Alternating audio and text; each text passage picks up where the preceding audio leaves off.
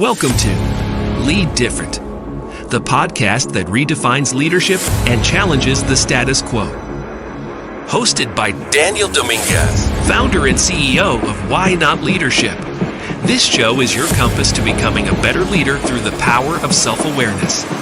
Good leaders foster teams that are engaged, empowered, and energized. Join us on this transformative journey as we equip you with the tools and insights to lead different. Get ready to challenge the ordinary and embrace self-aware leadership. This is Lead Different. Subscribe now. Discover a new era of leadership. Lead different, because great leaders change the world. Hello, everyone, and welcome to the Lead Different podcast. Today's guest is Kathleen Marcino. Cannot wait for you guys to meet her. Kathleen Marcino is a business communication coach specializing in transforming corporate culture through personalized coaching that aligns with individual strengths and communication styles. She has 20 years of real-life experience in sales management, team building, and marketing in the pharmaceutical industry, so we come from similar worlds. Kathy combines personal insight with practical strategies to help leaders and teams unlock their potential. As a seasoned executive coach with 2 decades of experience in pharmaceutical sales management and team building, Kathy offers a unique blend of personal insight and practical strategies to help leaders and teams achieve exceptional results. We are looking forward to hearing from you, Kathy.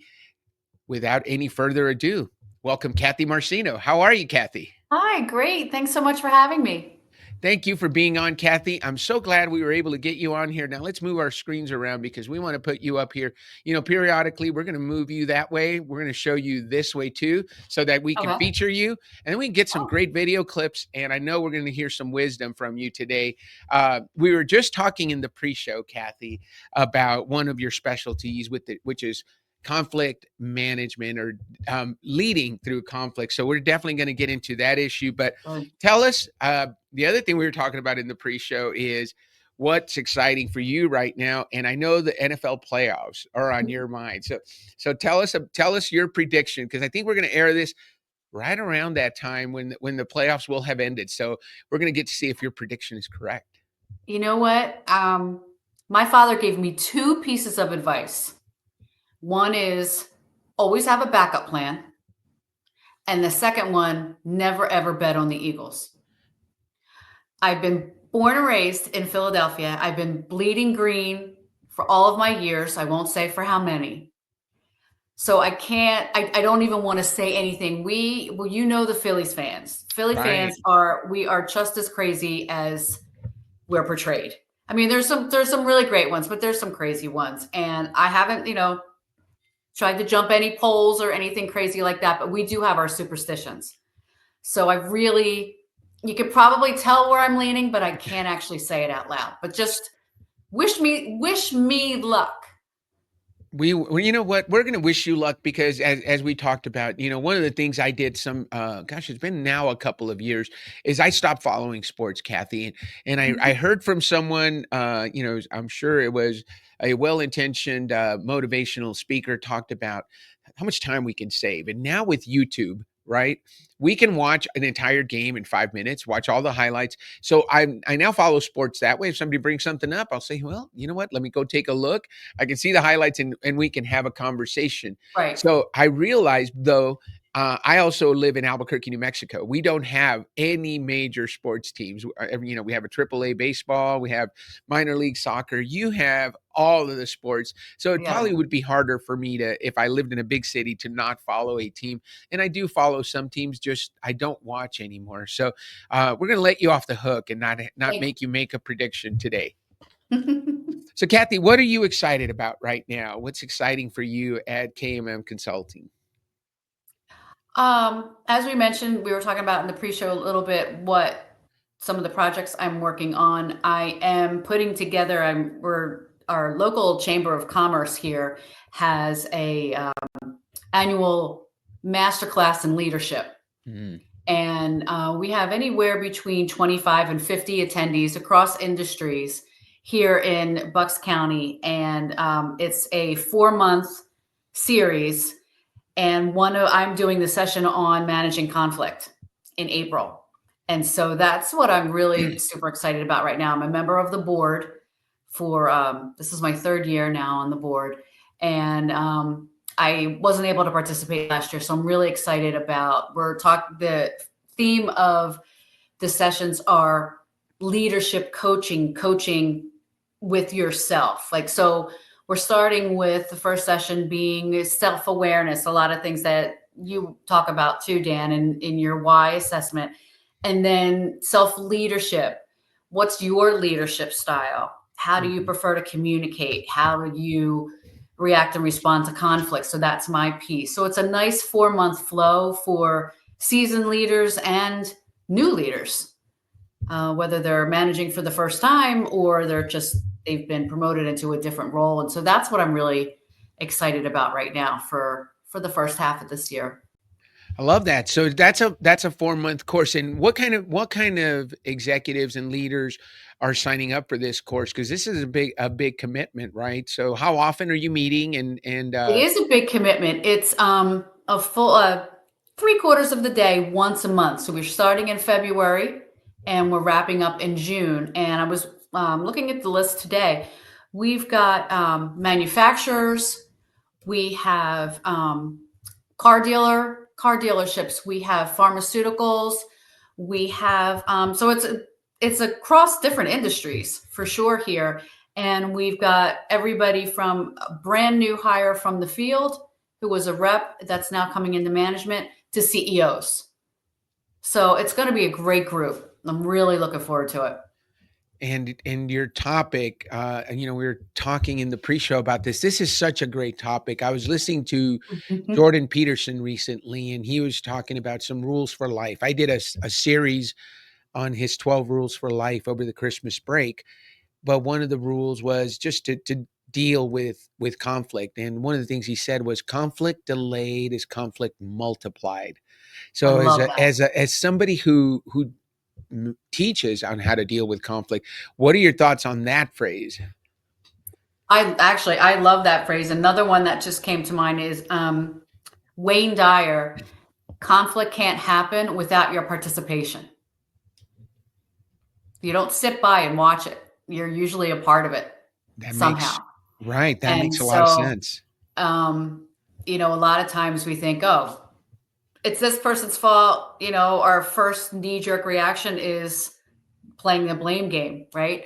And so you really have to stop and think, and what's your role in this drama that you're now participating in? Did you start it? Were you triggered by a word or someone's tone or something else in the conversation? There must have been something going on that caused you to react and respond this way. And so, always trying to find what that cause is first before you jump on to somebody else and it's their fault. You mentioned something that we hear a lot, triggered, right? And Mm, then the other thing you mentioned is self-awareness earlier and self-leadership. So I know that you're a big proponent of the DISC assessment to help right. people become more self-aware. What role does self-awareness play in having better self-leadership so that you know what your triggers are and maybe you can manage them better? So I know that's a three-part question, but tell us about your process for helping clients gain better self-awareness. I mean, the DISC assessment for sure. Just because we can sit and reflect all we want, but there's something about reading a question and finding it maybe difficult to answer. And different assessments are designed that way to really get you to think. And it could be 49% versus 51%, but that 51% based on that answer is pretty telling about your level of self-awareness. And I think it's key for so many reasons. First of all, leadership's an inside job, right? So it has to start with you. Without self-awareness, you're not going to get very far, right? And I think a lot of times people are very surprised when they find out how they're perceived by other people. I think they're surprised by maybe, oh, wow, what I said and how I said it. I had no idea how that was going to impact that person. And so I think when you look into some of these tools and you're able to see the the insights, it's like, oh, okay. You get that aha moment that, yeah, you know what? I understand. I had no idea that that would have affected that person that way. And so I think the more you know how you prefer to communicate, how you prefer to lead, how you react and respond in a given situation is only going to help you adapt to everybody else and how they prefer to be communicated with, how they handle stress and conflict. So you have to, it's a two-parter, right? You have to know yourself first, take all that insight, leverage it, and how you adapt and interact with everyone else.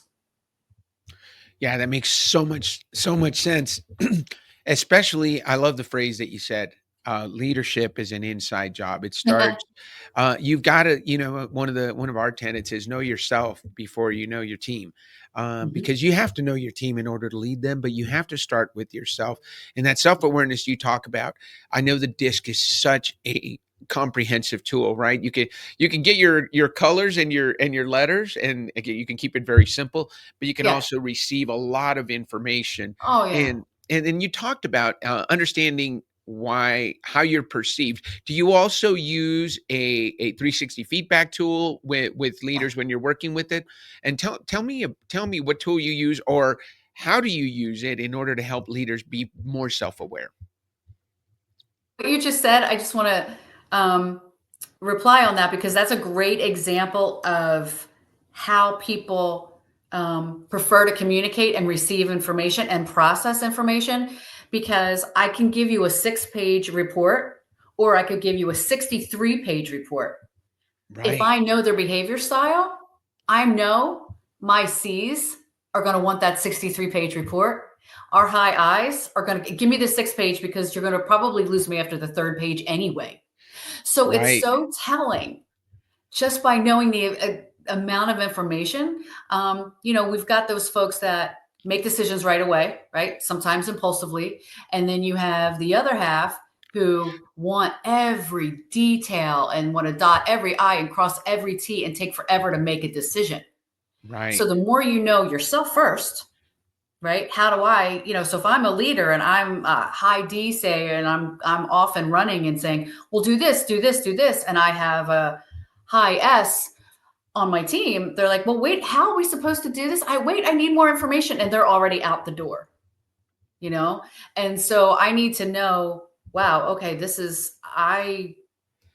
maybe I need to stop and say, hey, did you get that? What else do you need from me? Do you need more information? Do you need more time? And then back to the team piece, it's what do you need to tell your manager or your boss? Find your voice here. I need more time. Hmm. Don't just, people make assumptions, right? And one of the things I pretty much start every presentation with is, and people aren't trying to piss you off here, but not everybody thinks like you. As Right. much as you want them to, as much as you think they do, they don't. Yeah. And people are never going to have the same sense of urgency that you do, the same sense of pride that you do, especially if you're dealing with a smaller company, right? And the Right. owner and the 3 other employees are all in one room, and Right. you're trying to build a startup company, and the CEO who's put their whole savings into this is not going to have the same sense of urgency of the person that's maybe doing the social media. And I'm no disrespect to any of that. I'm just trying to come up with an example as you really think, I feel this way. Why don't they? Right. So you need to know how you feel. And then, okay, I either have to slow my roll, I have to change my pace, I have to change my tone, I have to change my words to make sure that what I'm saying really resonates with everybody else. That makes That was a so long much sense. answer, Dan. I'm sorry though. I was everywhere with that one, but No, I think you covered a lot of ground, and one of the things that I noticed in there, we something I talk about all the time is the golden rule versus the platinum rule. And I don't know if you're familiar with that, Kathy. The golden rule says treat others the way you would like to be treated, right? So you Mhm. and I are both fellow IDs on the DISC profile. There's a way we like to Yeah. receive information. But just because we like to receive information that way, and you mentioned it, does Yes. not mean that the people that work for us or the people with whom we work or our clients like to receive information the same way. And you mentioned a perfect example. So I Clients. call that Yep. the platinum rule. The platinum rule says treat others the way they want to be treated, talk to them the way they like to be talked to. So do we use the disc on everybody? Do I use the why discovery with everybody that I work with? Yes, I do, because I don't want to guess how you like to receive information. I'd like to Yep. know. And then when I know, I can tailor my information to you. Just like you talked about, if they're a high C, they're going to receive information in a different way Yep. versus the person that is going to be running out the door. Just give me the Cliffs notes and let me get Yeah. started, right? They want to get started today. Or a high Yeah. D that just, hey, again, more doers versus analyzers. So is there a particular challenge that you have found in converting from your style to others? Sounds like you're very well versed in helping people. If you don't have somebody's disc profile or their Y profile, how do Mhm. you make sure that you're talking to people in their language? That's a great question, and the struggle's real, Dan, because you can tell I'm all over the place, right? Yes. So I talk with my hands, and I talk rather quickly. Um, one of my one of my clients is a finance guy, Hmm. and a lot of times we don't have Zoom; we're on the phone, and I know that I have to slow down because I know that he's going to tune me out, right? But then there's just sometimes that I'm just like, say something, say something. And then when he doesn't, I have to fill the silence and then I get nervous chatter. So I have to really check myself. Hmm. And I've been doing this for so long. I mean, Right. I was certified in DISC back in 2015. But Okay. then back in my pharma days, I used it for hiring and team training and things like that. So for my own team. So I Hmm. know I can pretty much tell. Um, so to answer your question, I've had to check myself definitely a couple of times, but there's some words here and there, especially if you don't know somebody for the first time, you can tell by their pace, right? Hmm. You can tell body language is key too, Right. really. And now that we're starting to see each other again, that's great. But that's when a lot of assumptions were made too, right? When we were all remote and you Hmm. miss that body language piece. And Right. that's when a lot of assumptions were made. And that's so, I got a lot of business during that time, Dan. But Right. right, for sure. But so I've had to do that. But if you are reading something or maybe listening to someone in a conversation and you hear them say the word, I feel this, or I felt this way, chances are they're probably more of an I and an S. And then if someone sends you an email or you hear something, well, I think this, I believe this, they're going to be more of a D and a C. So there's just like little trick words in there that I could say, okay, somebody's saying, I think, I think, I think. I'm not going to be sharing a lot of emotion here. I'm going to be very detailed. I'm going to be very concise and direct. Whereas if I'm getting a lot of I feel, then I know I've got probably someone that makes decisions based on emotion. It's not 100% guaranteed, but it's a pretty good rule to follow No, and that if you makes a don't lot know of that sense. person. Yeah, and that makes a lot of sense because as you mentioned, the disc gives us such great and detailed descriptions of the communication styles. And then there's primary and secondary. And so you Mhm. can really understand as you read those descriptions, you can almost apply them to the person as you're conducting that initial discovery call with the client, right? And kind of know Yeah. what's your rule. I've made it a rule, Kathy. I rarely work with anyone that I don't know their Y profile. It just again Mm. makes it easier for me. What's your rule with the assessment tool that you use, the DISC? Um, I mean, I guess if I had to say a rule per se is when someone requests either one-on-one coaching or team coaching, I have to believe that they're open to it. Mm, That's kind of my rule. If we haven't really had a full blown, discovery session yet, right. if I'm sitting in, a networking group or someplace else where I'm approached by someone, I can tell somebody that's like, you know what, I could probably use you. Can you come in and work with that person? Or maybe we need to talk versus I really could do that. So if I had to say, would I work with someone? I may say, right, I'm not sure. Let's do a disc assessment and then I can tell. And that's usually what disarms them a little bit because then it's, okay. Oh, wow. I had no idea that I saw that. But as far as taking a coaching engagement, I really want to know that they want to do the work. Mm, Um, but I really enjoy them seeing the results for the first time. And yeah, especially asking or telling me, this isn't me. yeah, I don't know what this thing is. This isn't me. And I'm like, I didn't answer it for you. You took it. right. These are your answers. These are your feelings. These are your beliefs. This is how you feel like you react and respond in a certain situation. These are your behaviors and preferences, not mine. And then when you have the conversation and you're able to apply it to different examples, I guess another rule is I need real time information. Give me real life examples of something that's going on with a colleague, a client, a manager that you're struggling with. And chances are I can narrow it down to a couple of things. It's communication style where you're butting heads. They want Hmm. to text, you want to send an email with all of these details. They're not reading it. You're not giving a deadline to somebody and therefore they're, not doing it as quickly as you want. But so it kind of goes both ways. Love that. Thank you.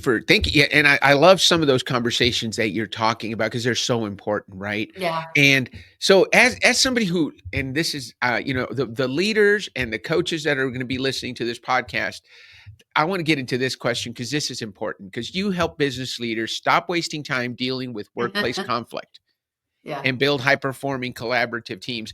And I know a lot of people are saying, Dan, isn't that what you do too? Because our whole point is, everybody, we all have talented, amazing teams that work for us, but sometimes we're not using them in the right way. Sometimes we have people sitting in the wrong seat on the bus. Yeah. What is it that Kathy Marcino brings to the table to help business leaders stop wasting time? And what is it that you specifically deal with? Because here's the question I know leaders have is what's it costing me? So let's start with that question. What do Hmm. you know in terms of the cost of un un I guess unresolved workplace Yeah. conflict? I mean, I can't quote any figures, but I would say that, what's the cost of losing a high performer? Hmm. What's the cost of rehiring and training that particular person? That's your internal one. How about losing a client Mm, because you don't really understand, how they communicate and showing up in the way that maybe you promised when you made the sale and then all of a sudden maybe you did a bait and switch and now somebody else took over the sale. They're a completely different style than you. I mm, see this a lot of time with salespeople.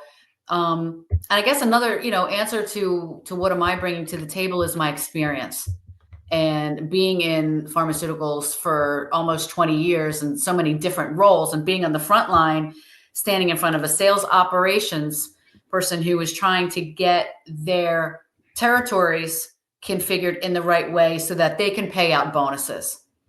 You don't want to stand there and say, oh, I'm sorry, we messed up that particular zip code. And I don't think that your sales rep is going to get their bonus for another 60 or 90 days. I've had to say that. I lived it, but I don't ever want to do it again.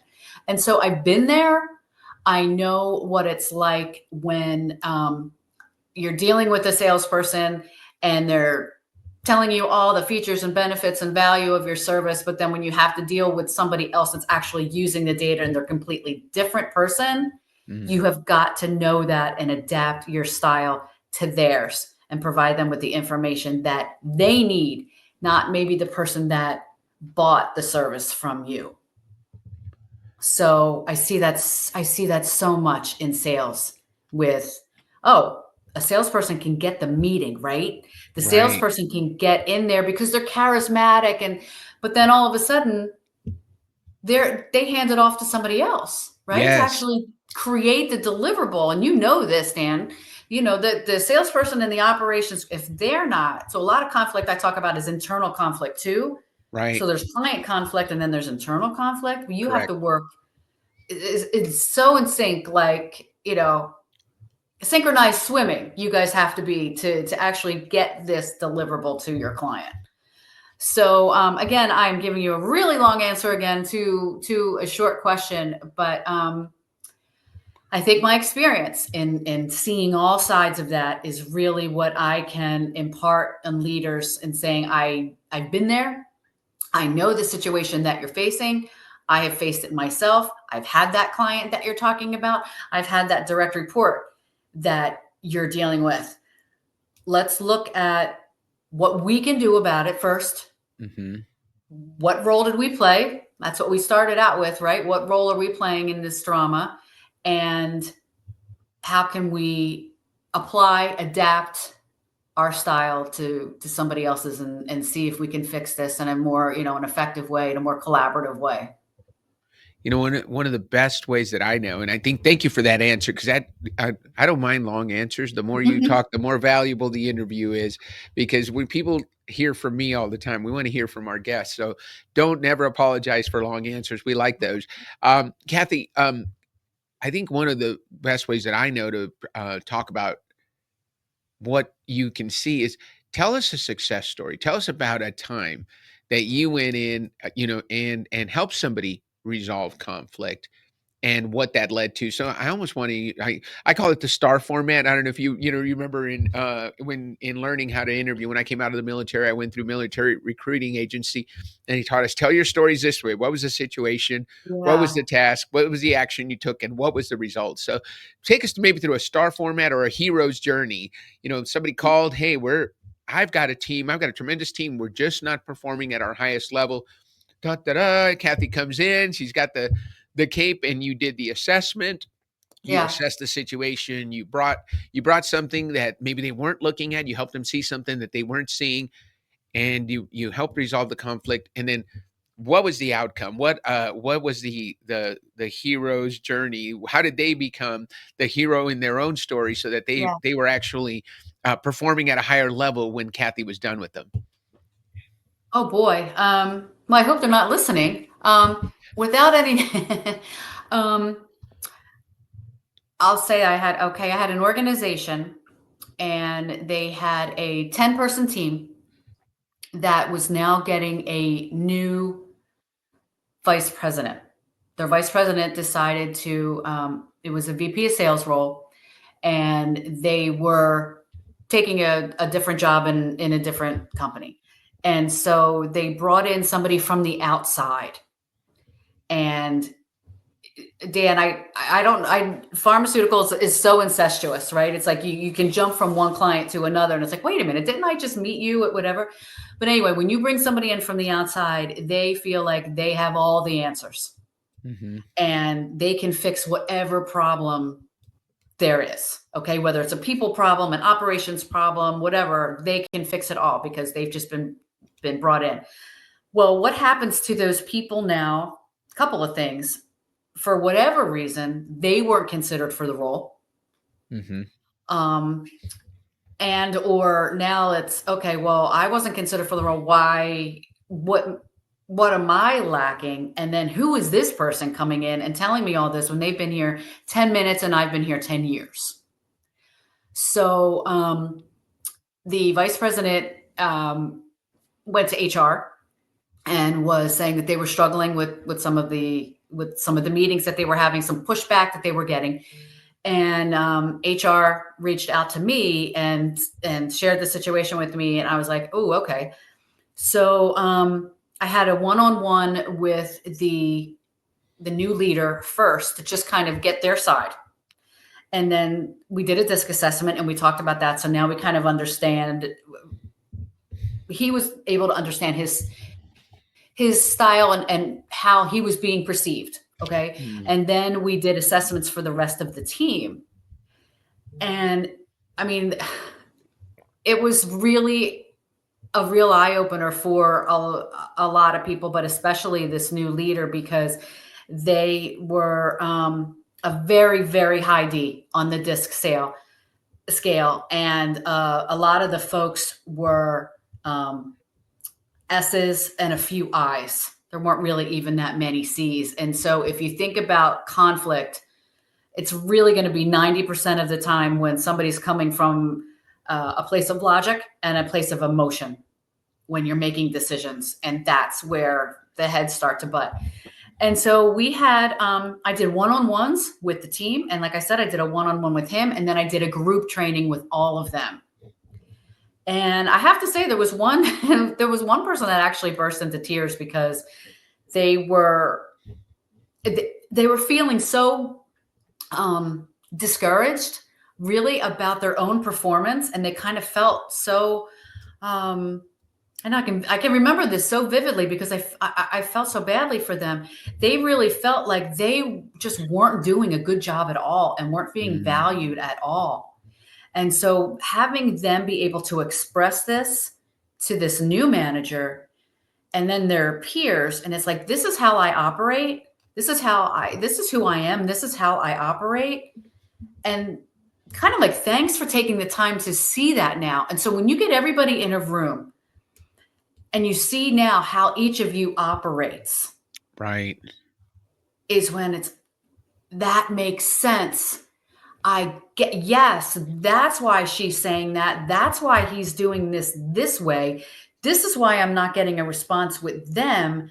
And this is why I'm really clashing with this leader. And this is why the leader is really clashing with their team. And so it's very level setting, I think.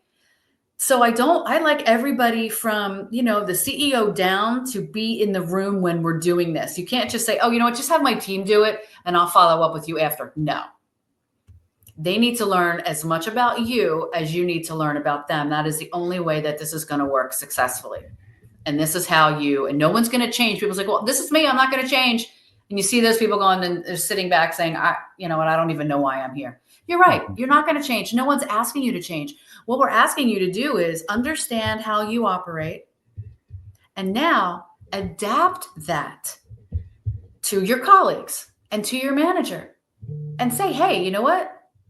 I need this from you. Or if you could do something this way, maybe next time we work together, it'll go faster. Or you know what? Sometimes I don't share information enough, and I apologize for that. And I'm going to start sharing information now.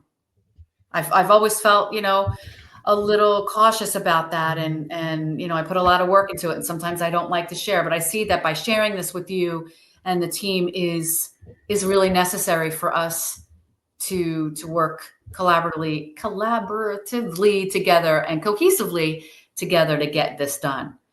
So I hope that shares the story. I don't really know if there was one hero. I think the whole team in that scenario were heroes.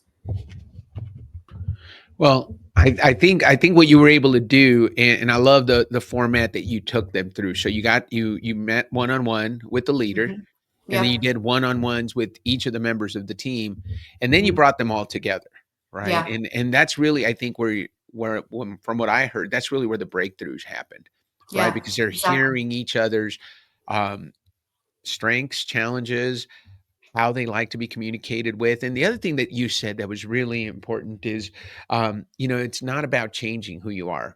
Self-awareness isn't about, so many times I get people, right? So if somebody's a high D and they say, well, I've got to really work on being a better S. Well, you'll never be a great S. If you're a D, you're a D. Same thing with the YOS discovery. I tell people Yeah. it's not about changing who you are. It's about being the best you can be.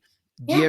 Given the deck, given the cards you've been dealt, how do you use that to the best of your ability? And how do you surround yourself with people who can make up for the areas where you're not strong, rather than trying to go work on a deficiency, which we all know that we're much better off when we work on our strengths and Yes. multiply those versus working on an area that just doesn't come naturally to us. Why would we spend time doing that? So I think you Right. talked a little bit about that. It's about being the best you can be, and then being Yeah. able to communicate it. And I think when you talk about that employee who broke down in tears because they really started understanding themselves, I call those those magical aha moments where Yep. Yep. people really understand, ha, I get it now. And it does come with some emotion, right? So Yeah. that's a great process. We call it at Why Not Leadership, we call it know yourself, know your team, Mhm. know each other. And then you said something that's really important. Know your leader. Step 4. Yeah. Because when everybody in there is doing the disc and they understand themselves, they understand their process, the next step is, hey, how do we apply this to our leader? Well, guess what? If he's in the room and we go through it in our workshops, we go through it an entire area. Hey, let's sell something to the leader. And we Yeah. have them, come up with an idea, something they've been thinking about that they haven't brought to them. And we say, okay, tell them the idea. And then we say, okay, now that you know their profile, tell them the idea using their language. Yes. And inevitably, you see the person nodding their head. And as you know, from being a sales leader, that's a universal buying signal. When the person's doing this, I Oh, always used to tell people, hey, stop talking, put the contract in front of them, and let's move on, right? The leader yes. starts nodding their head. You can present the dumbest idea, but if you say it using the right language, all of a sudden they're nodding. And they're like, in their head, they're thinking, this is the dumbest idea I've ever heard. But for some reason, it sounds good because you're Yep. talking in their language, right? Exactly. Exactly. And it is. I'm glad you used the word language because it's like speaking the same language. And a good example of that is, the decision maker sometimes isn't always the person that you have the relationship with, right? Yes. So the person that you have the relationship with is, you probably have a banter because you've known them for a long time, you've built this relationship. All of a Right. sudden the decision maker now is dollars and cents. So you Right. have to have two different sales messages, right? So when you're Right. dealing with the leader, it's okay. Typically you're going to make a decision for two reasons, right? You either want to save money or save time. Right.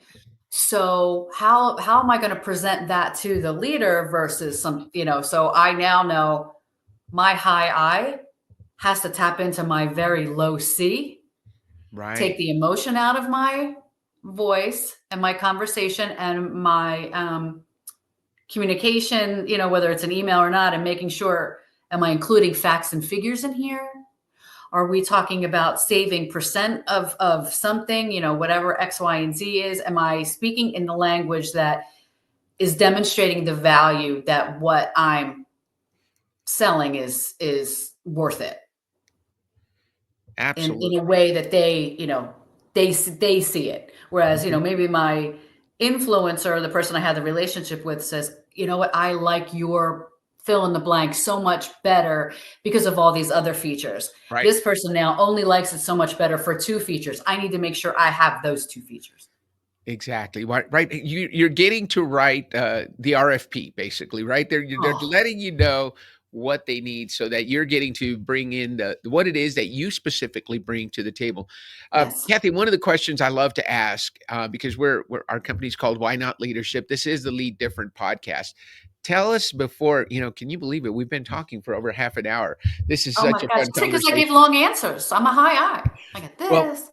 Well, you did a great you've done a great job so far. This is a great question I like to ask is tell us about your biggest why not moment. We believe that in life, at the end of our life, we're not going to regret the things we did.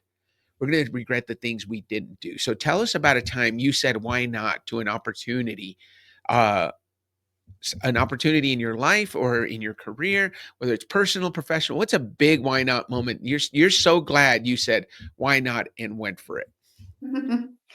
um,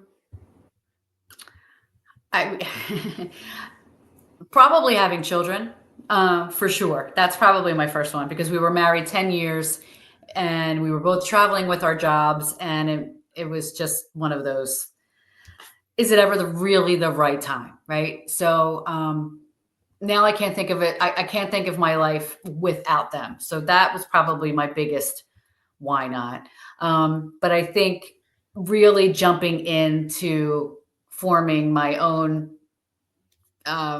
consulting company was just up there in the level of decision making, whether to start a family, because it was going to be an all consuming thing. And I realized that I'm not good at a lot of things. Um, that I used to have the support back, in my company, right? So I'm not very, now I'm dealing with payroll, and now I'm dealing with a lot of things, marketing, and where I had all of that provided to me before. And so it was a real, why not give it a shot? You've got the experience, you've got the expertise, you've got the contacts, you've got a huge network to tap into that you've built, for 2 decades. Why not give it a shot? And I did, and I'm still here 10 years later. And my children are 23 and 16. So Yes. they're my two why nots. Well, congratulations, number one, on the decision to have children. Sounds like you don't regret that. Not at Boy, all. boy and girl, boy and boy. What's the Two combination? girls. So you have two girls, 23 and 16. I'm sure Yeah. you have zero regrets there. And I think there's parallels between your two why not moments, because starting a business is like it's a child, right? It is your baby. And Yes. just like a baby, it's very vulnerable when it's young, right? And Yes. there's a lot of things you can do that could cause that person, that Right. baby, not to thrive or even live, right? You Yeah. could you Not to could go. mention mom's emotions. ex- I was an emotional wreck. I didn't know. so your kids are 23 and 16, so they were 6 and 13. Oh no, you've been in business for 10 years, right? So they were Yeah. 6 and 13. So on top of having a first grader and a teenager in the house, you said, why not? Let's throw a new business into I that don't do chaos. anything half-assed, Dan, and you wonder why I specialize in conflict. Yes. Well, with a teenage girl, so I have a 13-year-old, so I understand. This is my second teenage girl that I've gone through, and conflict is a constant, right? We have to continually deal with it, and deal with it in a way that we can keep that relationship, because it's so important. So, congratulations to you. I think that's a great story, and I love the idea of your three children. So, what were their names? Do you mind sharing their names? If you don't want to share their names, we won't. No, Olivia and Ava. So Olivia, Ava, and your third child, KMM Consulting, right? So you've got Yes. three kids, and you're and And I have a dog, Charlie, who he's not here right now, but he has a huge Eagles bandana. He's my other child, and he's there you 8. go. And so you've got an 8-year-old too. So, well, Yeah. congratulations, Kathy. It has been such a pleasure sharing your thoughts with Likewise. our audience. And is there anything that that I haven't asked? One of the things I do want to make sure we ask is, how do people get a hold of you if they want to work with Kathy? They like what they heard, and they perhaps have a team that they want to get to that next level. How do they get a hold of Kathy Marcino? Oh, thank you. My LinkedIn, Kathleen Marcino on LinkedIn for sure. I have a lot of blogs out there, some videos. My website, kmmdisc.com. I am on Blue Sky, Twitter, and Facebook.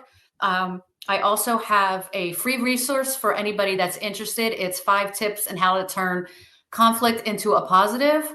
I think maybe you have the link. If not, that's on all my social pages. I guess one thing I want to say is, and sometimes people think, oh, I don't have any conflict. They see conflict and like, I don't need her. Right. Everything's great. And I hope so. And it probably is. But I think we can be the greatest communicators in the world, but it can only be improved. And no, you may Right. not have any conflict right now. Everybody's getting along, singing Kumbaya. That's great. But what happens when they're not? It's kind of like, why wait until when everything blows up to figure out Right. how do I handle it and fix the situation, when you can get the tools that you need to really, maximize the great communication that you have and the great collaboration that you have, so that when something does happen and someone leaves or you get a new person in, all of a sudden there's conflict within 24 hours, you kind of already know, or at least you have a good foundation of how to start fixing it.